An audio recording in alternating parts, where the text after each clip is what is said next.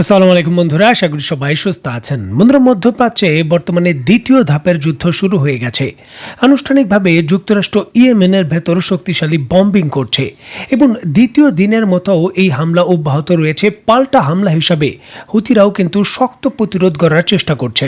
যে অত্যন্ত গুরুত্বপূর্ণ এই বিষয়টিকে কেন্দ্র করে স্ক্রিনে নিশ্চয়ই আপনারা দেখতে পাচ্ছেন, চীনের বিখ্যাত সংবাদ মাধ্যম সিনহুয়া নেট তাদের সংবাদ শিরোনামই করেছে 48 ঘন্টার মধ্যে তৃতীয়বারের মতো যুক্তরাষ্ট্রের যে এয়ারক্রাফট ক্যারিয়ার রয়েছে তাকে লক্ষ্য করে শক্তিশালী ড্রোন এবং মিসাইল হামলা করেছে হুতিরা। এবং এই ঘটনাকে কেন্দ্র করে যুক্তরাষ্ট্র এবং পৃথিবীর অন্যান্য যে সকল সংস্থা রয়েছে তারা কিন্তু এই জিনিসটা নিশ্চিত হতে চাচ্ছেন যে ক্ষয়ক্ষতির পরিমাণ আসলে কি হয়েছে। গুরুত্বপূর্ণ এই প্রেক্ষাপট ঘিরে যেমনটা হুতিরা তাদের স্টেটমেন্টে বলেছে, তাদের অন্তত পক্ষে 4টি ব্যালিস্টিক মিসাইল এবং 16টি ড্রোন তারা যুক্তরাষ্ট্রের ডেস্ট্রয়ার এবং যেই এয়ারক্রাফট ক্যারিয়ার রয়েছে সেটাকে লক্ষ্য করে তারা নিক্ষেপ করেছে। এবং বর্তমানে এয়ারক্রাফট ক্যারিয়ার এবং এই ডেস্ট্রয়ারগুলো ইয়েমেনের উপকূল থেকে অন্তত পক্ষে 1700 কিলোমিটার দূরে অবস্থান করছে। এখানে আপনাদের সুবিধার্থে বলে রাখা ভালো, প্রথম দিকে যেমনটা ধারণা করা হয়েছিল যে যুক্তরাষ্ট্রের এয়ারক্রাফট ক্যারিয়ারের নিরাপত্তা দেওয়ার জন্য শুধুমাত্র যুক্তরাজ্য এবং যুক্তরাষ্ট্রের ডেস্ট্রয়ারগুলোই সেই জায়গায় তারা অবস্থান গেড়েছে। তবে পরবর্তী সময় নিশ্চিত হওয়া গেছে যে অস্ট্রেলিয়ার পক্ষ থেকেও অন্তত পক্ষে 2টি ডেস্ট্রয়ার প্রেরণ করা হয়েছে যুক্তরাষ্ট্রের এয়ারক্রাফট ক্যারিয়ারের নিরাপত্তা দেওয়ার জন্য, যাতে করে কোনোভাবেই হুতিদের ছোড়া মিসাইল এবং ড্রোনগুলো যুক্তরাষ্ট্রের এয়ারক্রাফট ক্যারিয়ারকে কোনো ক্ষতি না করতে পারে, তার জন্যই তারা এই ব্যবস্থা নিয়েছে। এখন দেখুন, হুতিরা ড্রোন হামলা করেছে, ব্যালিস্টিক মিসাইলের হামলা করেছে, সেগুলো টার্গেটে নিখুঁতভাবে হিট করেছে কিনা সেই বিষয়কে কেন্দ্র করে হুতিরা নিখুঁতভাবে কোনো দাবি করতে পারেনি। আবার অপরদিকে যুক্তরাষ্ট্রের পক্ষ থেকে এই মিসাইলগুলো প্রতিহতের ব্যাপারেও তারা তেমন কোনো ধরনের স্টেটমেন্ট দেয়নি। তবে এক্ষেত্রে ইসরায়েলের সংবাদ মাধ্যম তারা তাদের বক্তব্যে যেমনটা দাবি করছে যে সেই মিসাইলগুলো অন্তত পক্ষে 100 কিলোমিটার দূরে গিয়ে পড়েছে, এমনটা হলো তাদের দাবি। অত্যন্ত গুরুত্বপূর্ণ এই বিষয়টিকে কেন্দ্র করে স্ক্রিনে নিশ্চয়ই আপনারা দেখতে পাচ্ছেন, দ্য টাইমস অফ ইসরায়েল একটি বিস্তারিত প্রতিবেদন প্রকাশ করেছে যে হুতিরা যেই মিসাইল হামলার ক্লেম করেছে সেটা যুক্তরাষ্ট্রের ওয়ারশিপের 100 মাইল দূরে গিয়ে পড়েছে, এমনটা হলো তাদের কথা। এমনটা হতে পারে যেহেতু হুতিরাও আনুষ্ঠানিকভাবে এটা হিট করেছে এমনটা ক্লেম করেনি। প্রশ্নটা হলো, হুতিদের মিসাইলগুলো কেন নিখুঁতভাবে হিট করতে পারছে না? এখানে সমস্যাটা কি? দেখুন, এখানে সমস্যা হলো চীন শক্তিশালী সিদ্ধান্ত নেওয়া থেকে অনেকটা আপাতত স্থবির রয়েছে এবং তারা গাইডেন্স সিস্টেম প্রোভাইড করছে না।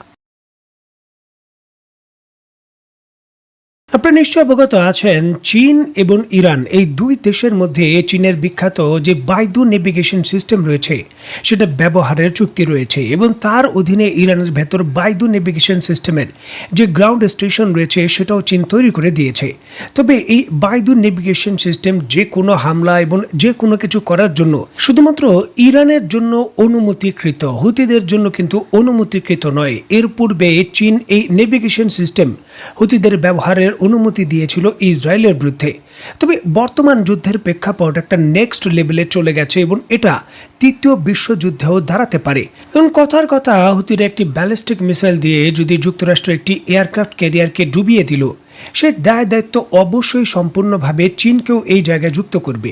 কারণ ব্যালিস্টিক মিসাইল দিয়ে এই এয়ারক্রাফট ক্যারিয়ারে নিখুঁতভাবে হামলা করতে হলে চীনের যে নেভিগেশন সিস্টেম রয়েছে এর বিকল্প নেই। এখন চীন কৌশলগতভাবে ইরানের সঙ্গে চুক্তিবদ্ধ, তবে হুতিদের সঙ্গে চুক্তিবদ্ধ নয় এবং হুতিদের জন্য এত বড় রিস্ক কোনোভাবেই এই জায়গায় চীন নিতে চায় না। যার জন্য কিন্তু বাইদু নেভিগেশন সিস্টেমের যেই আউটলেট সার্ভিস রয়েছে সেটা হুতিদের জন্য ব্যালিস্টিক মিসাইলের আপাতত বন্ধ রেখেছে চীন।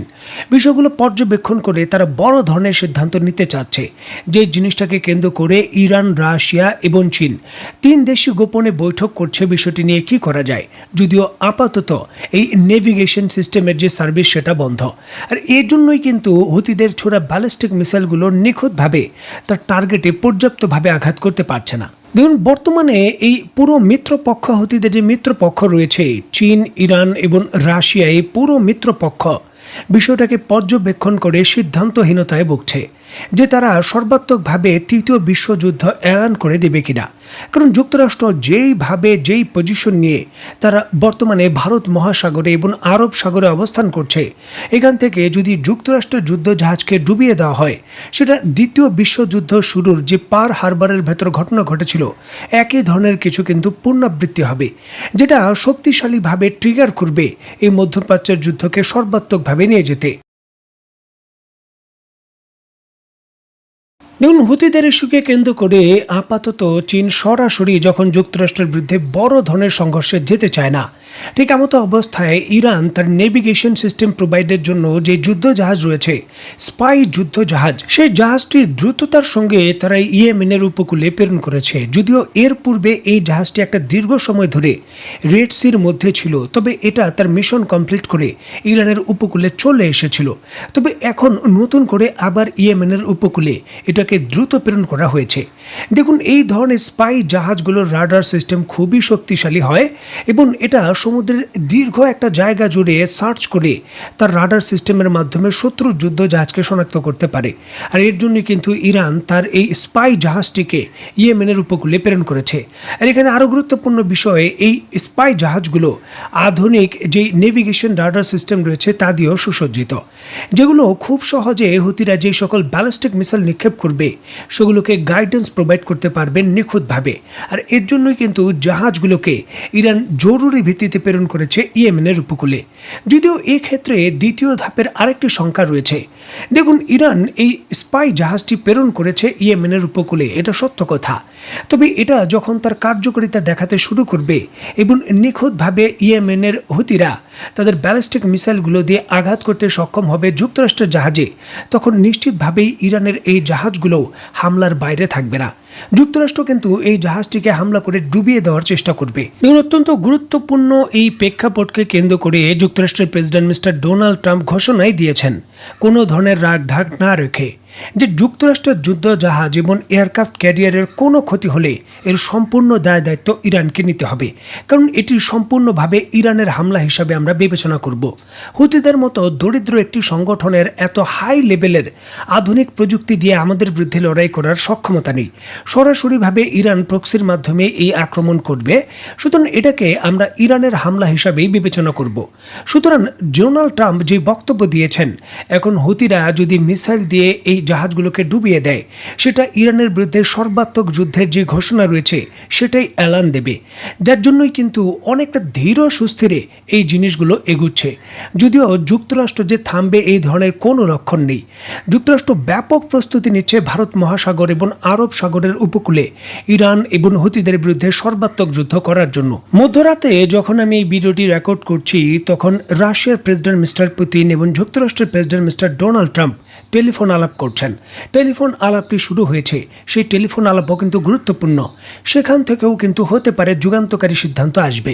তোমরা অত্যন্ত গুরুত্বপূর্ণ এই প্রেক্ষাপটকে কেন্দ্র করে যখনই কোনো নতুন আপডেট আসবে সাথে সাথে আপনাদের আমি জানাতে চেষ্টা করব। সেই পর্যন্ত সবাই ভালো থাকবেন, সুস্থ থাকবেন এবং বাংলাদেশকে ভালোবাসবেন। আল্লাহ হাফেজ।